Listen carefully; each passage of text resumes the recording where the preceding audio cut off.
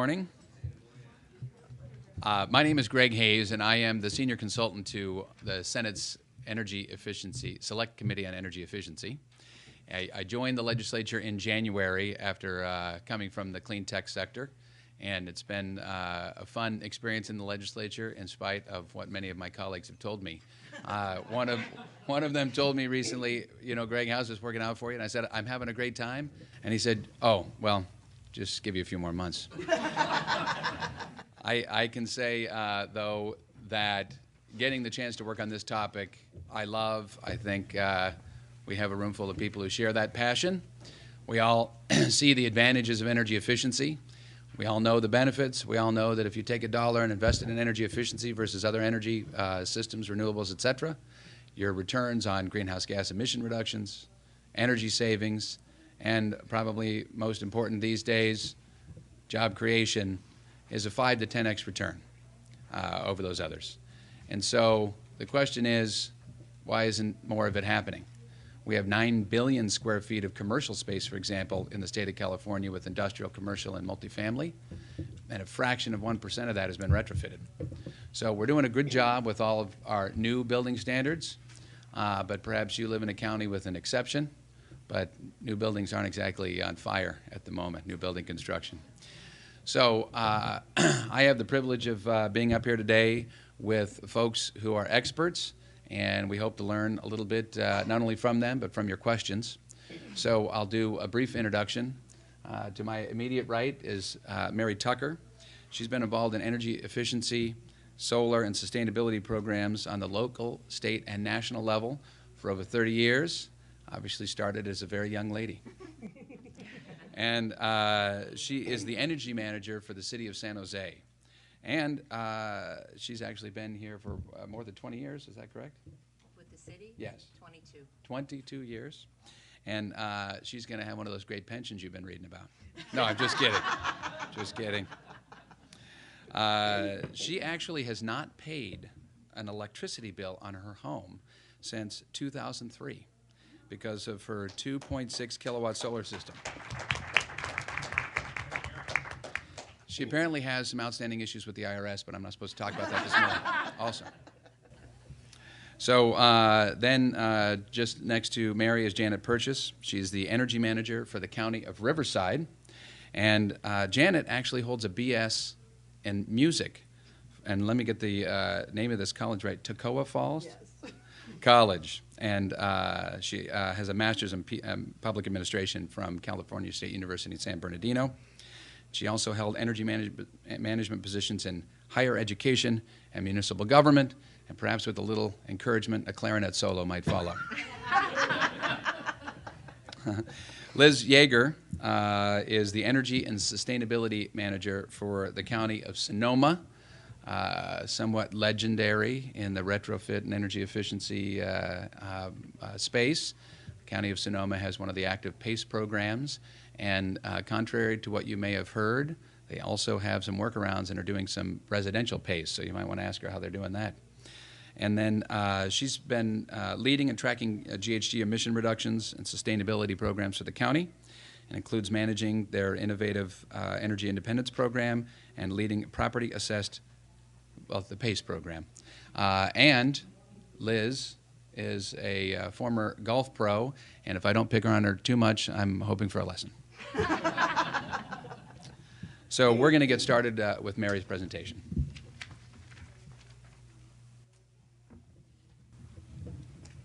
And I have no PowerPoint. You have to listen to me. Look at me. Thank you. I do pay $4 a month for the joy of being connected to PG&E. So, yes. So there is that. But I do zero out at the end of the year. So that's been a joy. And I just realized I had a payback on it of 7 or 8 years, you know, based on what I got. And I've made my 8 years. So now it's all free and clear. I am one of those bureaucrats that has a lot of energy. No inertia. As you heard, our mayor, we have a green vision with very big goals. And the ones that I'm concentrating on are reducing energy use per capita by 50%, and that's throughout the entire community. and receiving 100% of our electricity from clean renewable resources. So shoot for the moon. But it's really, what it's really done is allowed us to be really creative and to look at a variety of different things. Within our energy program, I oversee our municipal work, making sure our own municipal facilities are as energy efficient as possible and getting solar on them. We're negotiating a 4-megawatt deal right now that's going to put 4 megawatts of solar on about 30 different city facilities and parking lots. And then our community programs. We have a Solar America City. We have a local government energy watch program partnership with PG&E. We have a Better Buildings program. We're very good at writing grants. We also have a program with the Department of Energy where we're looking at energy enduring emergency planning. Where's all that fuel and everything going to come from once the big one finally hits us here in California? But talking about the Energy Fund and plug for the local government sustainable state energy program, and I didn't see it out there on the table, but one of the fact sheets that they did do was on best practices was on San Jose's Energy Fund.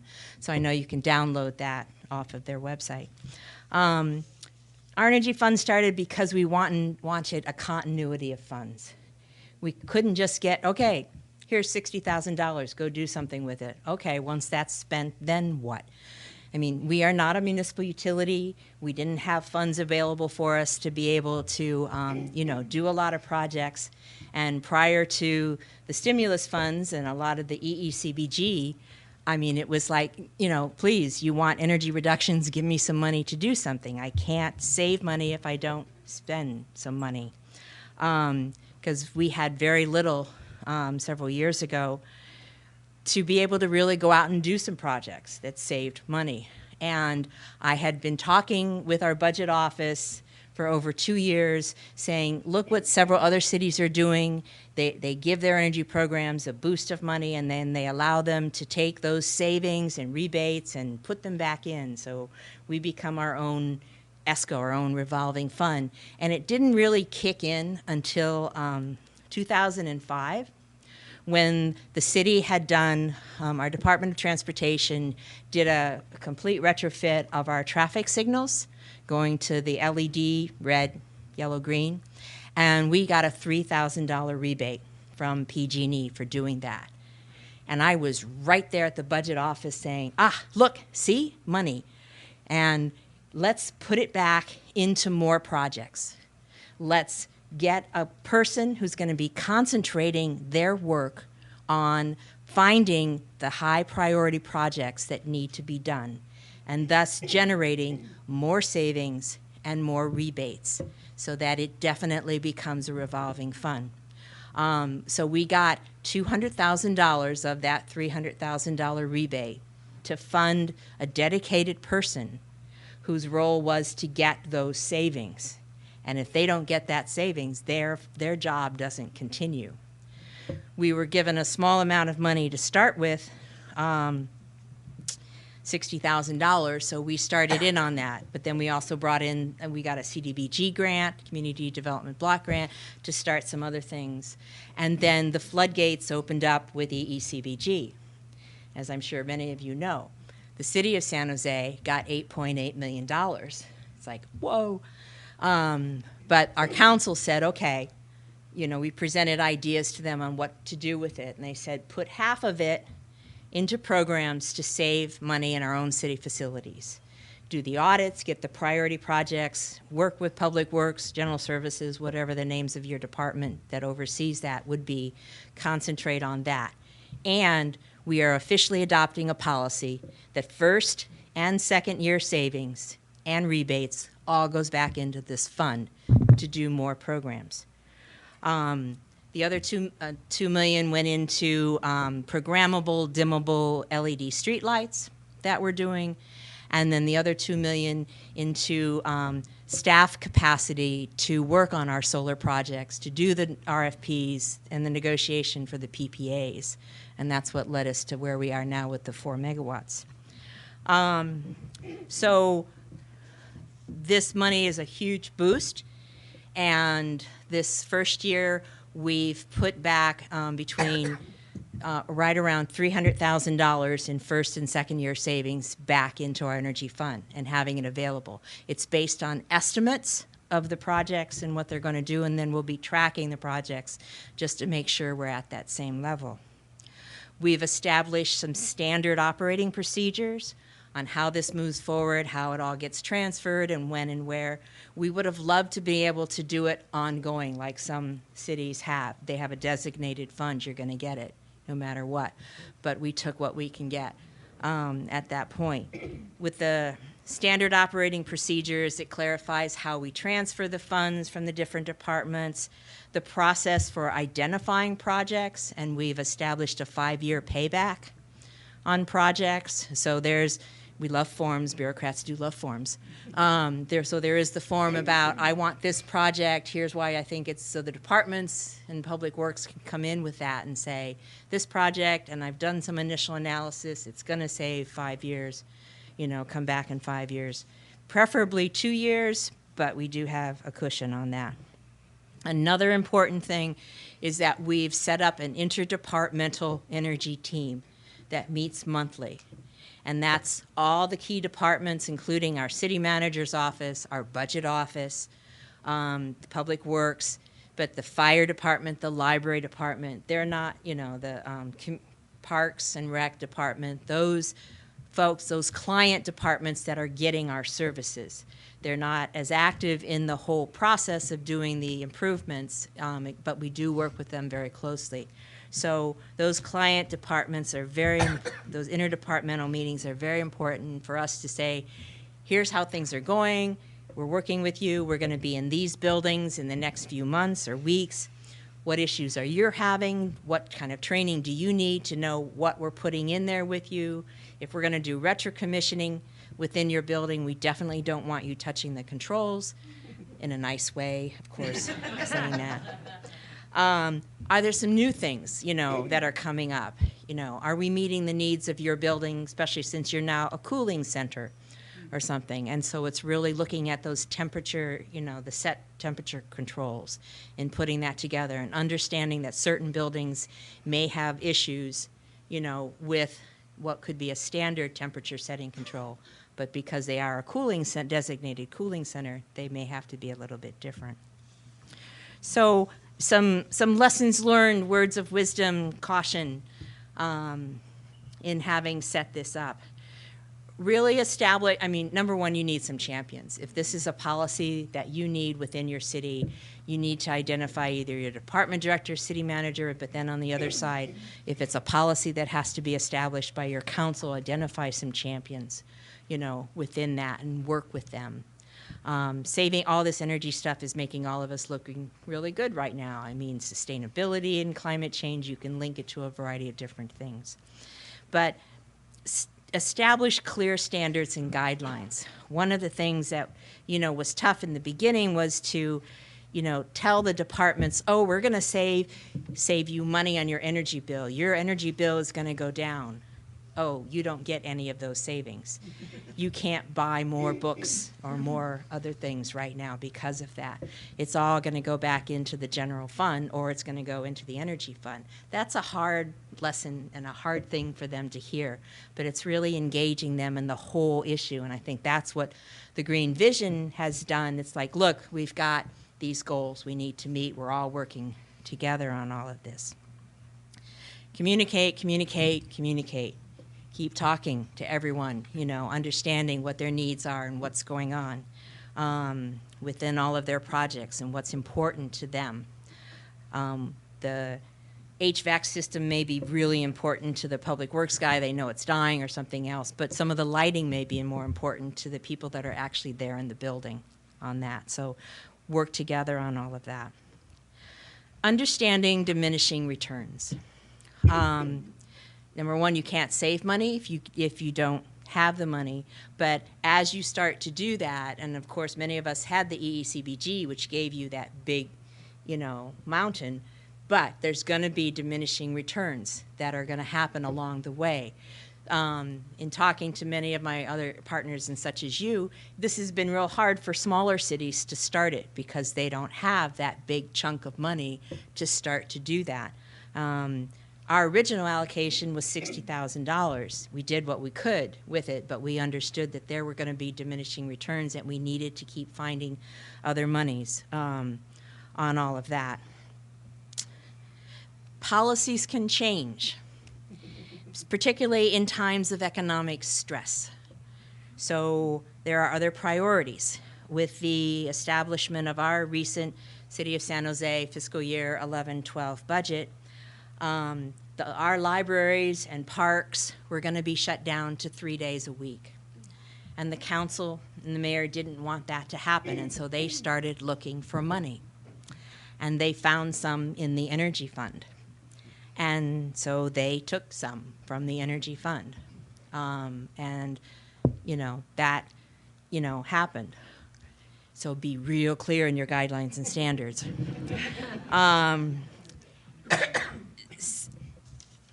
I mean, it's for the better good. We understand that and everything else too, but we hope it was just a one-time project.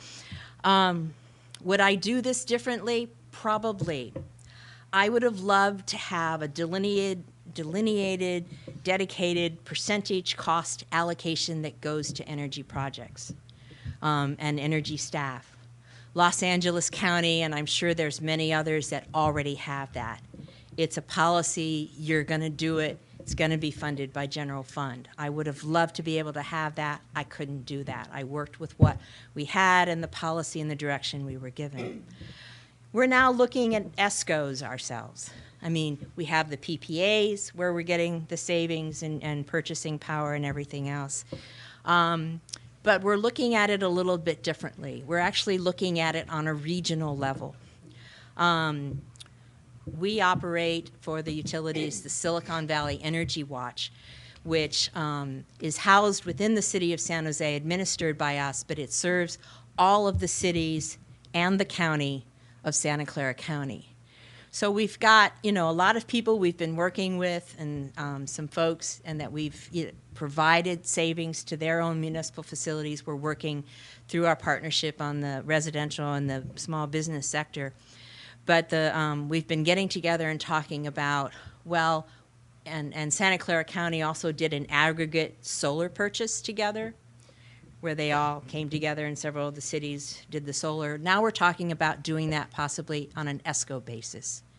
Is there a possibility for us to come together and do some purchasing together, on some specific municipal buildings? So I'll talk to you next year about how that worked. We think there's some possibilities to really put that together on a larger basis. But I look forward to your questions and everything on this. Take questions at the end? Yeah. Okay, thank you.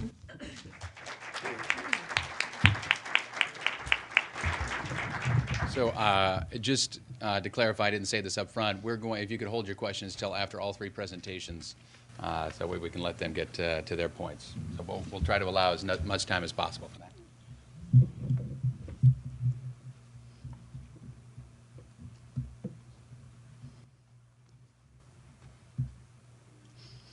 Okay. I'm Janet Purchase. That's as in no purchase necessary, free gift with purchase. Very few of which I ever get. I'm from Riverside County, which some would have become South California. So I come from an interesting place. I'm here to talk to you today about something where I feel like I'm the new kid on the block with our energy fund that we just established last year. A little bit about the county. We have quite a large population. We're the 11th largest county in the country in population. We've been the third fastest growing county over the last decade. We are the 6th largest county in landmass, and we have 27 cities. We also have 2 COGs, Western Riverside Council of Governments and the Coachella Valley Association of Governments. We have 5 supervisors and supervisory districts. And here's our challenge in energy efficiency within the county. We have 450 owned buildings comprising 9 million square feet and 250 leased facilities comprising 3 million square feet. So that's 12 million square feet of energy efficiency opportunities. So here are the challenges. I took over 3 years ago with the county, and I am the only energy person. We in the county have 40 different utility service providers across our territory. Shortly after I started, welcome to my world. When I first started, the energy function was part of facilities management. About a year after I started, facilities management merged with the Economic Development Agency, which in many cases has provided some good synergies, but it threw the whole project arena into a bit of an upheaval that it took us a while to get our arms around. The other main two challenges that I faced was the existing energy efficiency program and, of course, declining budgets. When I started, I had the impression that we had a solid energy efficiency program. It was really more like this.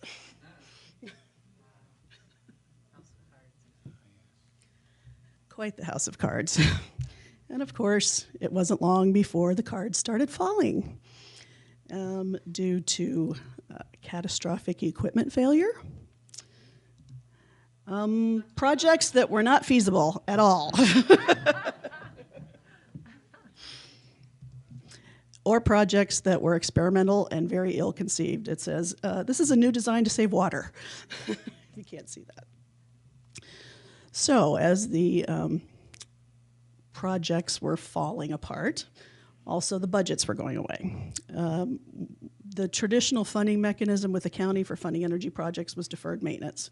Deferred maintenance also covered regular deferred maintenance, emergency deferred maintenance, ADA, and underground storage tanks.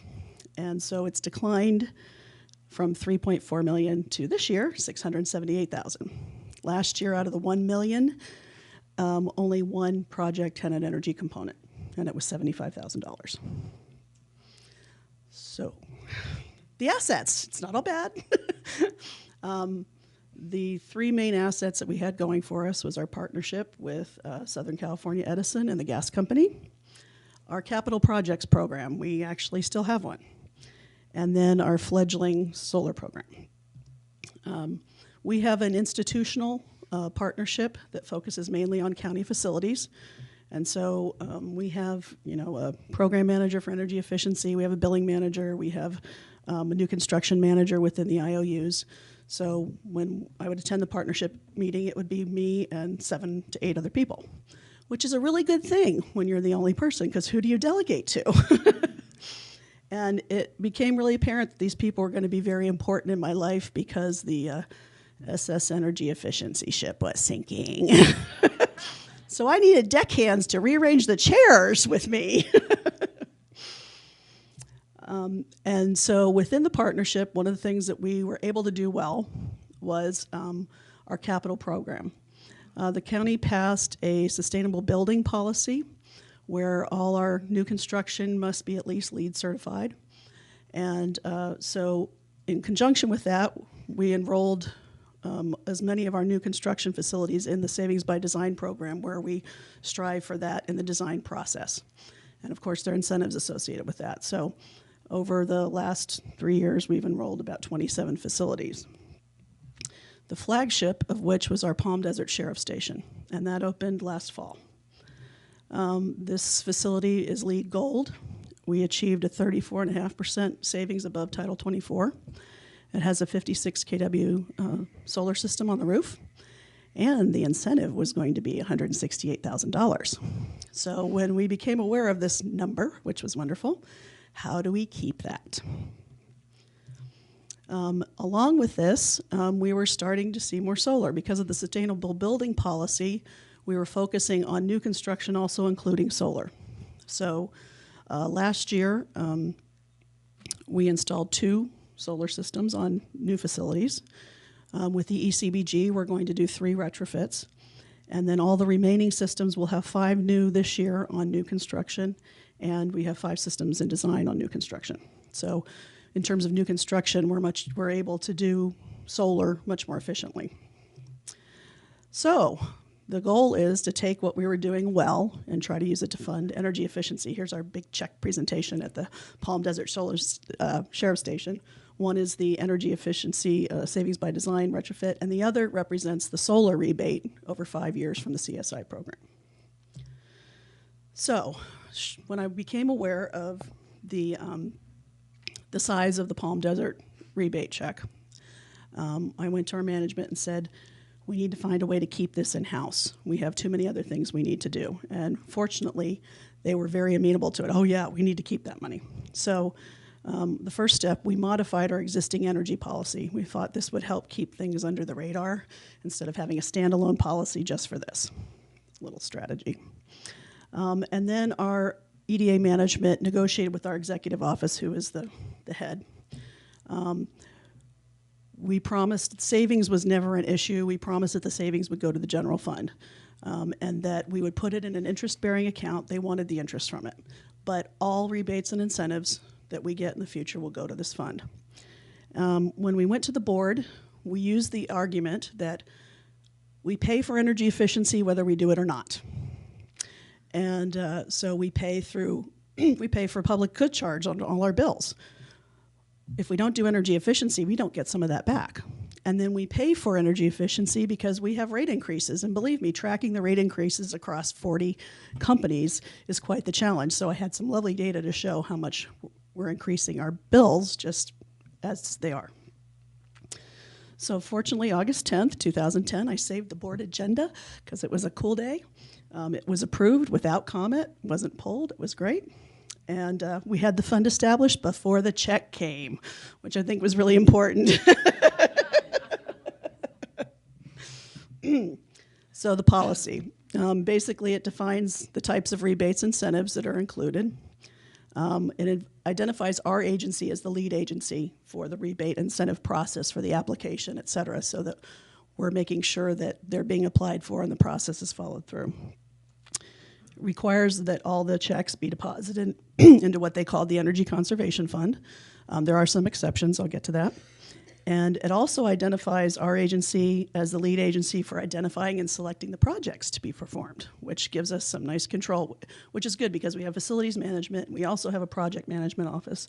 So in general, most of the projects that get done in the county tend to run through us anyway. So here's the exceptions. We will allow the checks not to go into the fund if those funds are needed for matching or leverage funds, say for grants. If the rebate or incentive is needed to cover project costs. If the rebate or incentive reduces the direct purchase price of a piece of equipment, say you're getting nozzles for irrigation or something like that. And then the final thing is if the rebate or incentive is needed to achieve a higher level of efficiency than could be achieved without it.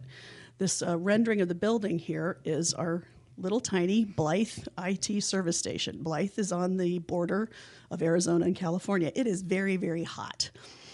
And this is going to be our first net zero building. We're starting small. And what we did through the design, we were able to site the building and the roof to take advantage of the sun, but they didn't have quite enough money to pay for the solar system on it that would make it a net zero building. So they are getting to keep the rebate from the solar, the one-time CSA rebate, so that we can have our first net zero building. So that's an example.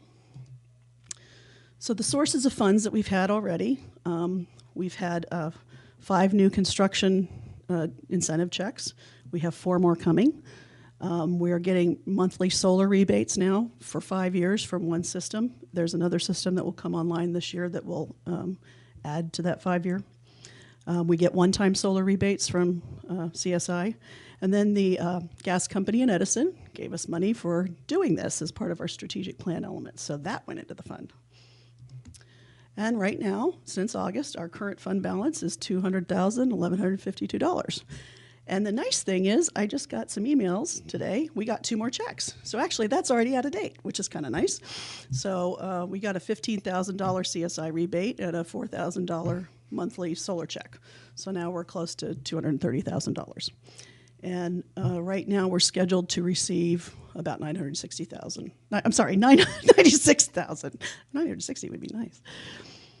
So here's our lessons learned. One thing we learned right away is to carefully choose the account code where the funds get deposited. In our revenue accounts, we have a little code that says departmental funds and non-departmental funds. And a non-departmental funds is where the executive office goes trolling. So when we first set up the fund, trolling for funds, that's what I call it, And so having it set to that non-departmental fund code meant, oh, this isn't attributable to any department. And they started to grab. And so we quickly said, oh no, this is part of the new policy. And we changed the code really quick. So now it says everything's been moved to a departmental fund so it doesn't show up like a flashing beacon. The other thing that was important was communicating with our accounting staff about the checks that were expected and where they should go. We have quite a really good accounting staff in facilities and EDA. So I provide them with lists of the checks that are anticipated and say, if you're in doubt, call me. And so I get emails, I get calls, I get all the utility checks now, whether they're for this or not. But that way we make sure, okay, this goes here. Or if there's an exception, like when this Blythe solar rebate comes in, it's like, oh, no, that's going to go back to the project because they get to keep their rebate. So I'm kind of the center point of where these come. And the other thing we learned is to communicate the plans for the funds as soon as possible, whether you really are going to do it or not, just so you can say, now our plan right now is we're going to do our first retrocommissioning process with these funds. We also fund some electric vehicle charging stations, but the bulk of it is going to go to retrocommissioning, which the county has never done. So it was important because every time somebody finds those funds, what are you doing with it? So at least we can say, oh, we're doing this. Oh, let me go back. Okay, so don't underestimate small beginnings because I had a lot to overcome, and we had one big check, but the checks that have come after have not been so big. And so I've learned that every drop counts and adds up. These are the actual check amounts that we've received after the big $168,000 check. None of them is over $6,600 until the $15,000 yesterday.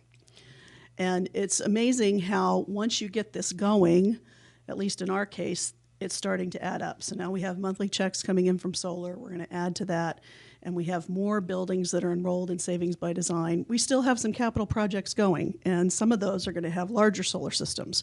So for us, it's worked to take our strengths, which was the capital program and beginning of the solar system process, and fund these accounts with it. And so my hope is that as all these drops build up, we'll eventually have a waterfall. And there's my contact information. I also brought with me a copy of our policy and our board, our report to the board. I have it on a flash drive, so if anybody's interested, I can give that to you, or if you want to give me your card, I can email it to you. Thank you. I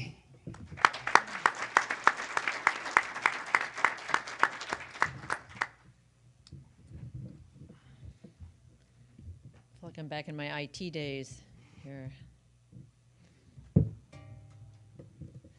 Well, hi, everybody. I'm Liz Yeager from the County of Sonoma, and it's great to be here with my colleagues. I am always energized to be around all the energy peeps in California.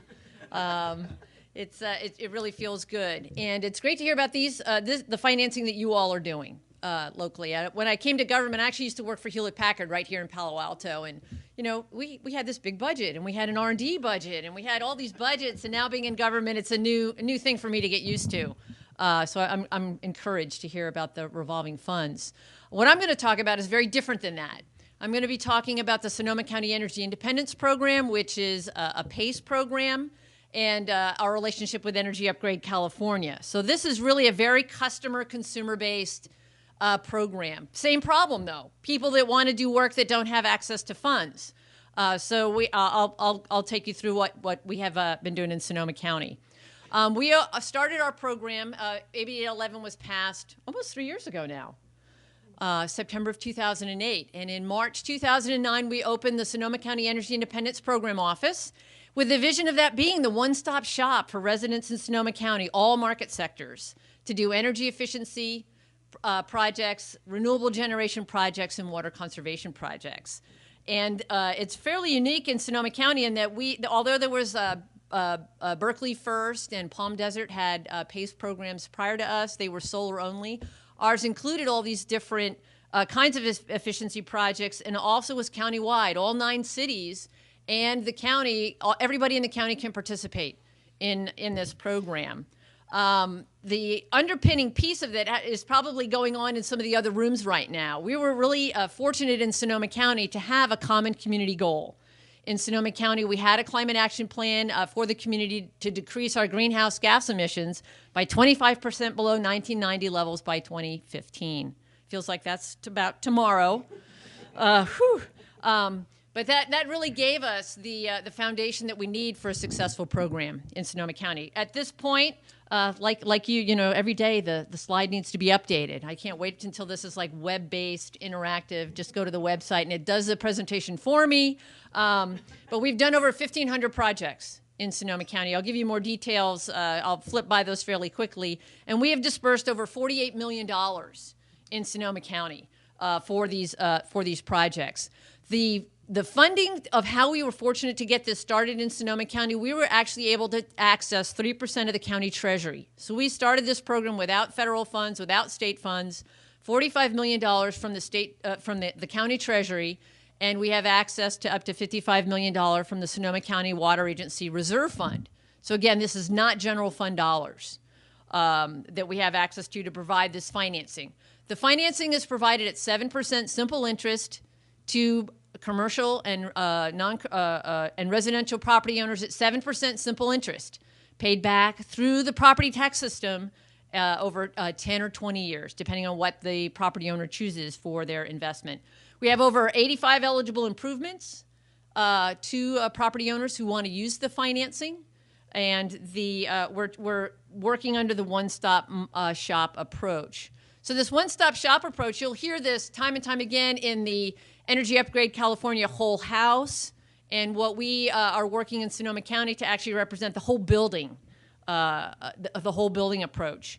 When people come in the door, they've got a lot of different motivations, and what our goal is not just to provide the financing piece, and actually part of the Energy Upgrade California model is to help people get the information they need, the research, the energy analysis, the commercial grade audits, whatever they need to make a responsible selection of their projects, to actually have qualified contractors to help them understand that information and make the right choices when they do their projects, and then actually to provide an access to things like our Sonoma County Energy Watch program for the non-residential customers in Sonoma County, but all the rebates, all the great Rip Your Grass Out rebate in the city of Santa Rosa, all the rebates for all the upgrades that are available through our local utility, and consolidate that into their entire project and provide the financing for them. And our hope eventually, and again, working with Energy Upgrade California and the web tools and whatnot, to provide a dashboard. You can't change something you can't measure. If we actually had a way to centrally locate all the work that people in Sonoma County are doing and represent that and feed that back to the community, I think that would help all of us in local government and the public to feel good about what we're doing and actually reap the rewards and see what we're doing. Some highlights to show you the residential and commercial market. Our program right now is mainly residential, and I think it's still probably safe to say we're the leading residential program in the entire nation. There are more commercial projects happening, programs launching in other places in the United States. There are 27 other states that have PACE-enabling legislation that are available. We were suspended for 1 week. It just pains me. You can't believe how much it pains me when people say, "Oh, PACE is dead." No, not dead yet. We were suspended for 1 week from July 7th to July 13th. But again, I think because of that community goal that in the county, the Board of Supervisors said, well, I won't say it. Forget them. We're going to keep our program open. The room was filled with contractors to keep this program going. It's a huge part of who we are and what we're doing. And you can see the labor statistics down here on the bottom of the page. If you apply the ARA formula to the $48 million we've dispersed, that's over 500 jobs through the life cycle of those products. Excuse me. And just on the installation piece alone, that's 60 job years of local contractor labor. And those dollars are recirculating in the community. They're a huge part of who we are and what our success is, working with the contractors. The projects, if you look at the kind of the profile of what we're doing, you can see we've installed over 5.5 megawatts of solar in Sonoma County through the PACE financing. Over 60% of our applications include a solar component in the projects. We expect this graph to change dramatically now with Energy Upgrade California, and we now, as of July 1st, actually have a 10% energy efficiency requirement prior to or as part of a solar or renewable generation project. So we'll be seeing some of those really critical energy efficiency pillars start to spike up. Our second runner in the running here is windows and doors, as far as the favorite retrofits of people in Sonoma County. To build a program, if you have a chance, I don't know what all of your local communities are, if you have the opportunity to start with commercial and build the foundation that you're going to need for residential, I can't really reinforce strong enough to be successful and to flourish. It's having the community shared goals. If you haven't done a climate action plan, to actually start that process and collaborate with those organizations in your community doing that. To start and think about your short-term and your long-term financing plan. We are still bonding internally with our treasury funds and working towards our external bonding. That's the sustainability plan for a successful PACE. We've dispersed $48 million. We need to bond that out for long-term investors, replenish our kettle of money, and refinance again and again, and create that revolving fund for the consumers.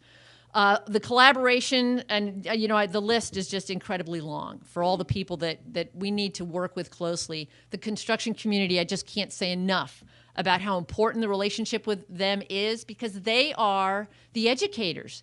They're not necessarily completely happy about this market transformation in how it's changing their interaction with the public. They're used to just going in and getting the work done. Now they're the people out there that are teaching people about energy efficiency. They're becoming the trainers and the educators. It's kind of hard for them, but with everybody helping and supporting them, the tools of Energy Upgrade and all the local government activity is really going to be a very synergistic, really helpful thing. But having an advisory board in your community is something I would highly recommend. Challenges: getting the word out. First of all, we're not dead.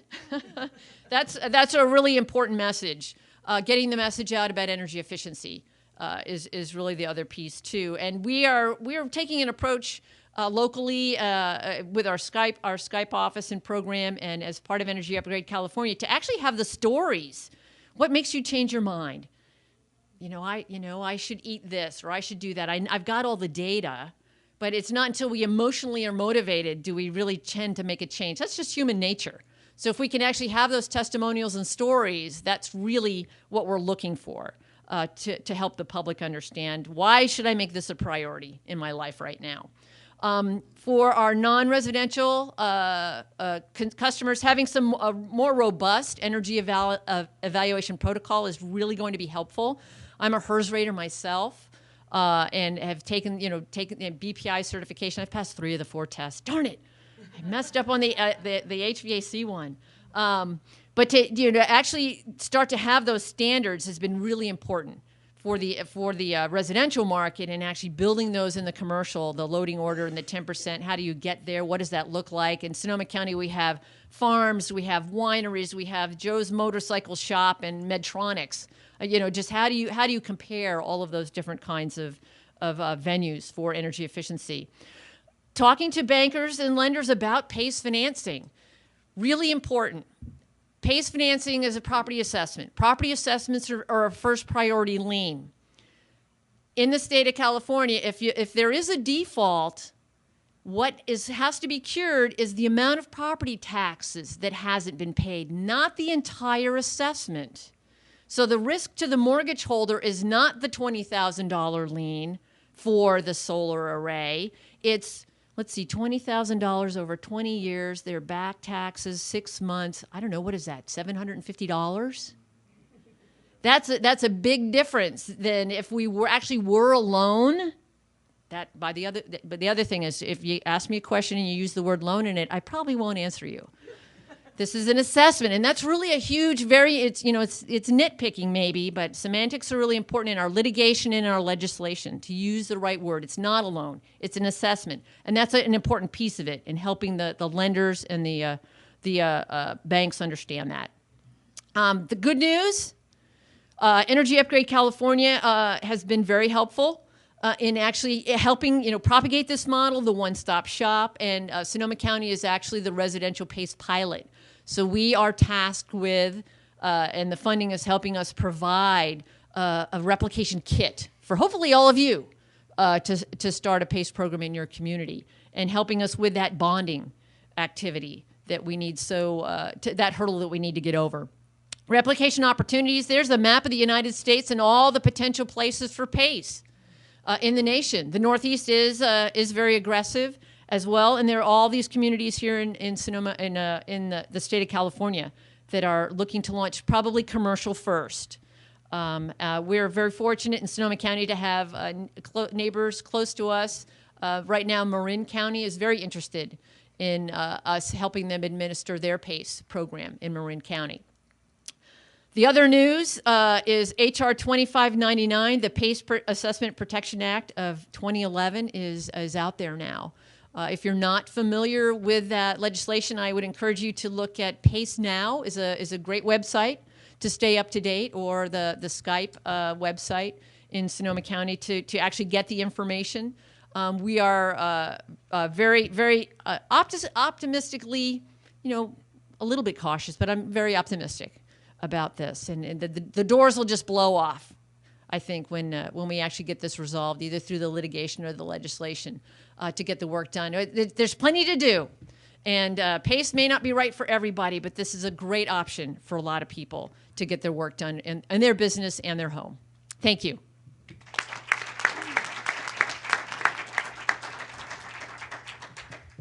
I've determined that Liz should give every last presentation of the day in case any of you are falling asleep. You can rest assured that won't happen with her at the podium. I also wanted to comment on something that Mary said earlier about how they rolled the savings into identifying a person on staff who then was responsible for going out and leveraging further opportunities, and at the threat of losing their job, which I will say from sort of my private sector lens, I wrote down immediately a savings development officer. Most companies have business development officers. Energy savings is revenue, and savings development officers, every city and county, if you could fund that opportunity through the work that the person does, having one of those persons on staff would be extremely helpful. And I can assure you, speaking to those in the capital markets, the dollars are there. The capital markets are desperate for finding a place to link capital with sort of real estate or mortgage-backed securities. And so if you can get this to pencil, there are billions in capital to leverage for these types of opportunities. I would be remiss briefly, before I turn it over to questions, if I didn't share a couple of things about my boss, Senator Kevin De Leon, who represents downtown and East Los Angeles. Energy efficiency is of key interest to him because of the tens of millions of square feet of commercial space he represents.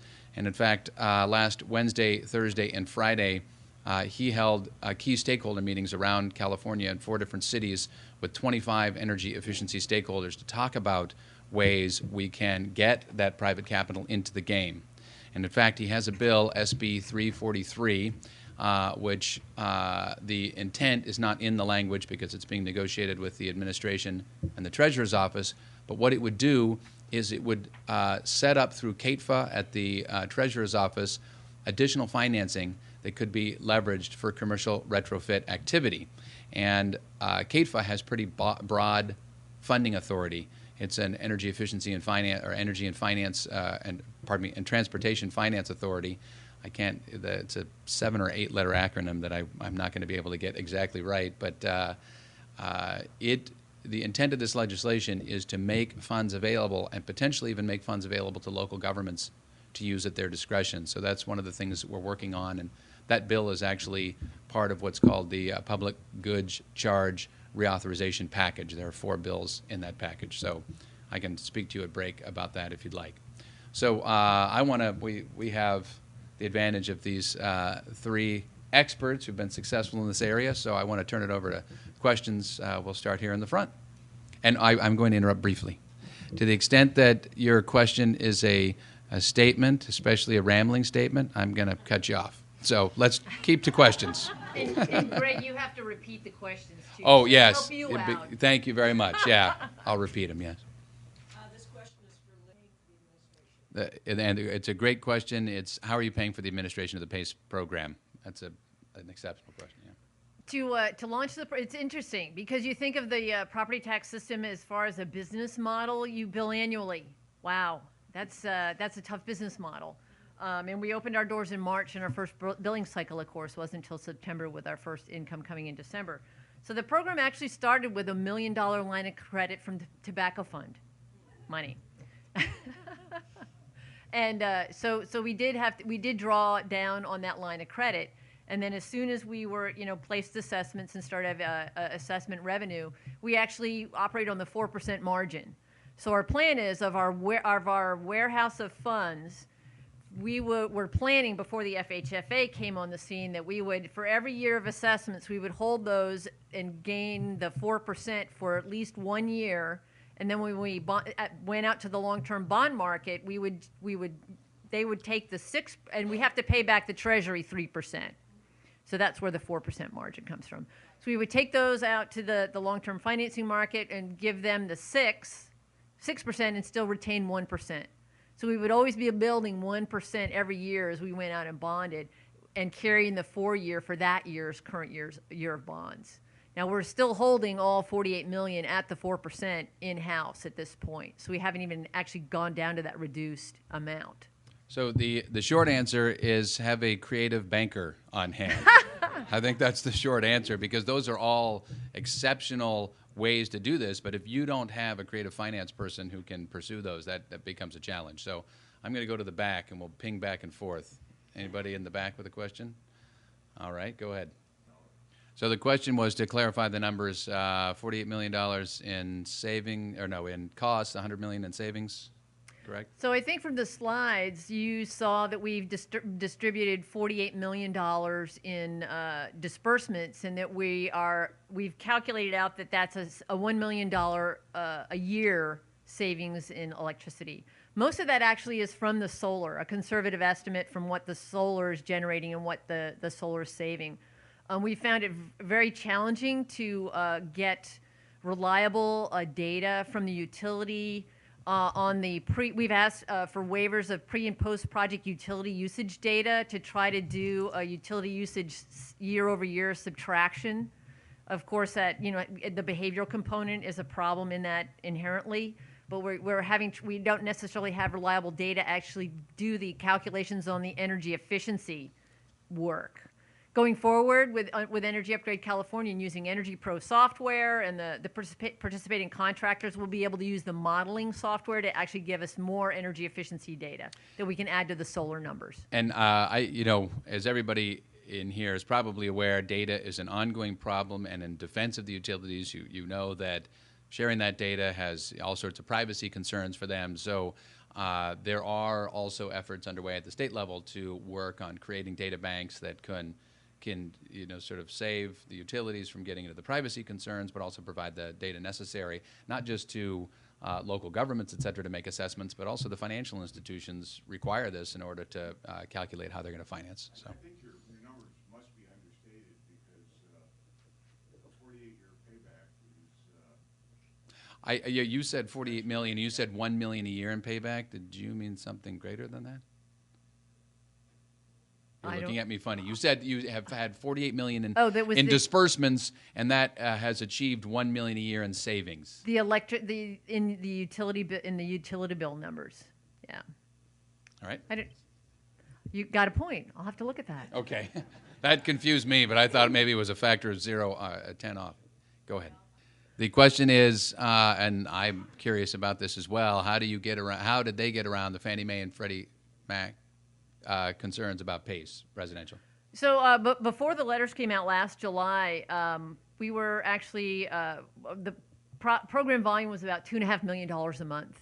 As far as people participating in the program. After the letter came out, we suspended the program for the week. The Board of Supervisors said, go ahead, with a lot of disclosure. So it's almost scary, actually, when you go through the application project, but there actually are enough people that either own their home outright, their home, their mortgage is so high, Fannie Mae and Freddie Mac are not in the game for their mortgage. For commercial, it's not a problem. So there are enough people in there, and then there are people in Sonoma County that just, oh, you guys will figure that out. But there are a lot of disclosures that they have to sign, they have to acknowledge, and repeatedly through the project, we make sure they're aware of the letters and what the possible impacts on them could be. What we're seeing as far as the actual impact is, if I may, because I'm anticipating this question because it's very common, is that at the time of sale or at a transfer of ownership or refinancing, the assessments in most cases, not all, are having to be paid off. So that the assessment is not actually transferring as AB 811 is designed. What we're finding is interesting though, is that the actual amount of the assessment is actually, we're seeing an increase in the property value that's commensurate with that improvement. So now the market value of the home is higher, which allows in this transaction for the property owner to pay off the assessment. The market value is higher on the property now, so the county is actually getting higher property tax revenue. Good for us.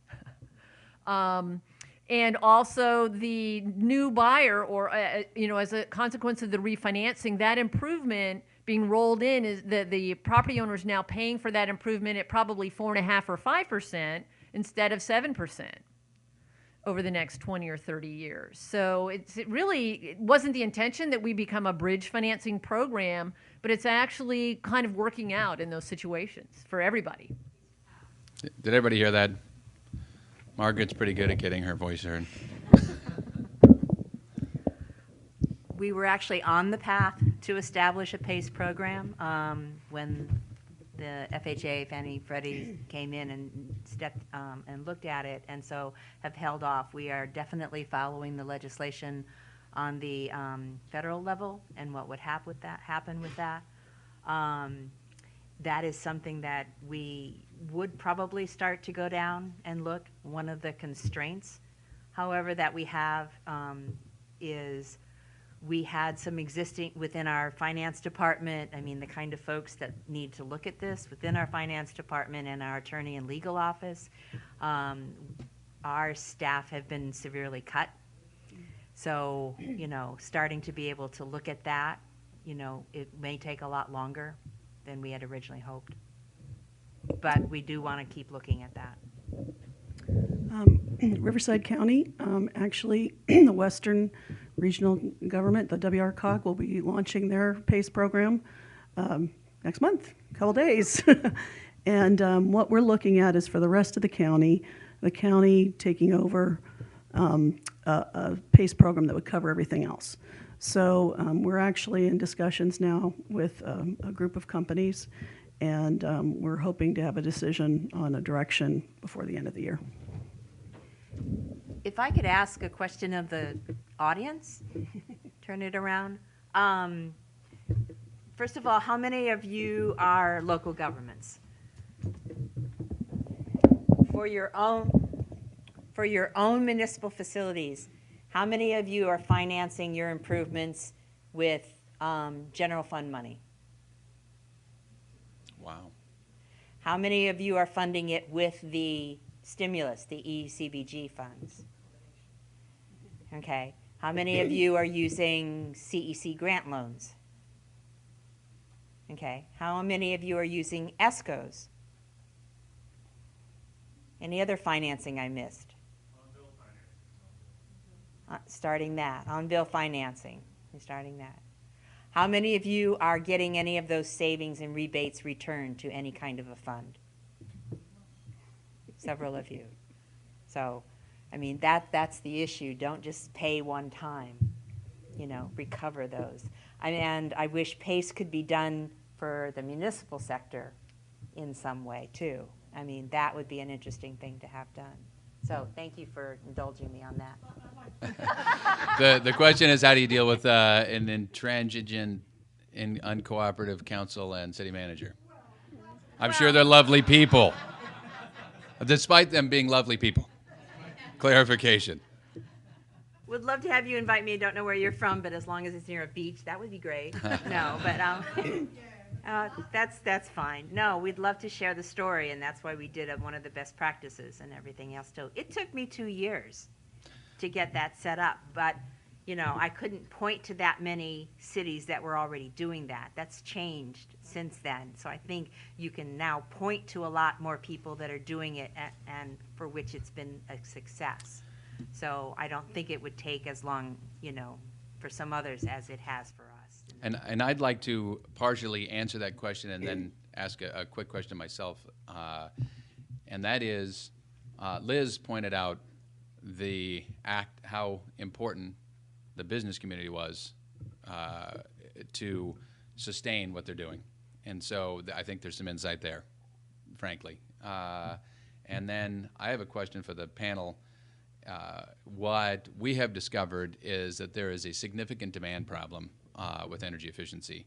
In the MUSH space, there are all sorts of advantages that you don't have out with just simply the private sector, commercial property owners, and residential folks.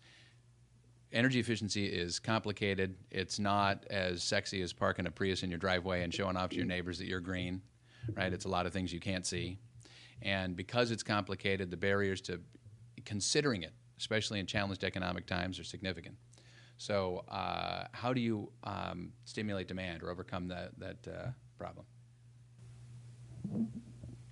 You work closely with your utilities. It creates, I mean, there's savings. You show the savings, and you show that it creates local jobs, too. I think that's one of the things that we found in working with our economic development office. I mean, we work not as closely as you are, but we work very closely with them on an economic development issues, and we're also trying to bring as many of those companies to our city. You know. Well, let me add to the question. So you're a commercial property owner or a resident. Yeah, you have your own property. And you're looking at all the bills you have to pay. You're looking at a half-filled building. And somebody's telling you, you know, if you just put more money into your building, it would be great. And people are looking at you like you fell out of a tree. So that is, you know, I'm talking just at that, you know, a person unfortunately can't look beyond their own dinner table to be happy that jobs might be created, frankly. It's unfortunate, but that's the challenge times we're in. So that's what I'm talking about, is that stressed person. How do you get to them, property owner or resident, and encourage them to do this? So. Yeah, so I think it goes back to what we're finding is it goes back to the testimonials, the stories that I was talking about earlier. So many people that actually do a comprehensive retrofit on their home didn't even realize how uncomfortable they were in their own home, and a lot of times in this might be actually the case in a number of you know, until we get the data, but you know, some people might actually have a stable gas bill. They may not see an actual decrease in their gas bill, but they're not running around in Polar Tech in their house all the time now. So the actual comfort in that whole story, and then the, wow, you know, that funky smell seems to be gone from the house because they're not sucking up that nasty crawl space air into their house anymore. And their kids. Well, I actually asked my brother-in-law to move out. But, so yeah, that works too. That you know, helps totally, a lot, totally. so. Yeah, but you know, the you know, working with the Asthma Coalition and you know, just you know, the schools and all the kids that run around with inhalers these days. You know, to be able to actually talk to people about the health of their kids is really. I mean, what else would motivate somebody more than the health of their kids? That's a great point. Janet, do you want to add to that?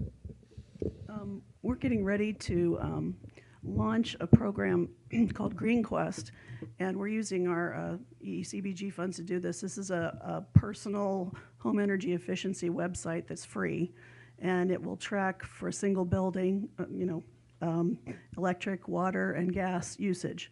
It also shows you how much you're spending per square foot. It'll translate your usage into greenhouse gas emissions, and it lets you put your projects in so that as you do things, you can see all the graphs go down, and it gives you lots of good information. It's fairly simple. So we're in the process of developing our marketing plan for that because we're doing this in partnership with Riverside Public Utilities and the county. And so it's going to be free to all county residents, businesses, and even if you have more than one building for your business, you can just set up a different account. So that's one way we're looking to kind of get it in people's hands, because they can't. I think if you could get to a business owner and say, okay, look what your cost per square foot is on your utilities. And then, use an example. Actually, right now we're using me as an example because I beta tested the program, so I put my home information in it. And I did HVAC retrofit, some attic insulation, solar attic fans, and south-facing windows, and I reduced my usage in half. And That's fantastic. so that's without even solar. But I also reduced my cost per square foot. It was $3.62 a square foot, and now I'm running, really bad. I'm in Edison territory, and it's an old house. So my cost per square foot right now is about $1.70. That's great. Great question. It's San Jose, Riverside, very large entities. How do you do this in smaller entities, and would some of these situations work for your entity or smaller entities? Not from what I've heard. I know, who is it? Maria Sanders right now is in the other, in El Cerrito, and they looked at it. I don't know if anyone is here from El Cerrito, but I think they looked at it and didn't start it up just because of that issue. It's very difficult for smaller cities. But if you have, some sort of a person already, at least get the rebates in there. You don't have to have the person fund. If you don't have to have a person funded by that fund, at least set up a fund where the rebates and, if at all possible, the savings can go in to do that. Because I don't know how you're funded. I'm funded from general fund. So you're yeah. not funded from these programs. No, I'm not funded from the programs. The other thing, that's why I said, every little drop counts. You may only get small rebate checks in there, but if you can hold that, maybe you can buy down the cost of another project that may actually generate a greater rebate. Sometimes just having a little pot there may help. I know it's hard with smaller cities, et cetera, because you just don't, cities are cutting left and right, and where are you getting money to do the projects that's going to generate the rebate or incentive? So, I would just encourage you to keep at it. I started work on this in 2008, signing up all these things, and, as of September is when I finally saw, almost 3 years later, this starting to roll in. So, there is a deferred gratification element to it. But, if you try to identify every little opportunity you can now, it may pay for itself down the road. If I walked out of the building today and left the county, there would be funds coming in 3 to 5 years after I left. So, but it took 3 years for this to start, accumulating.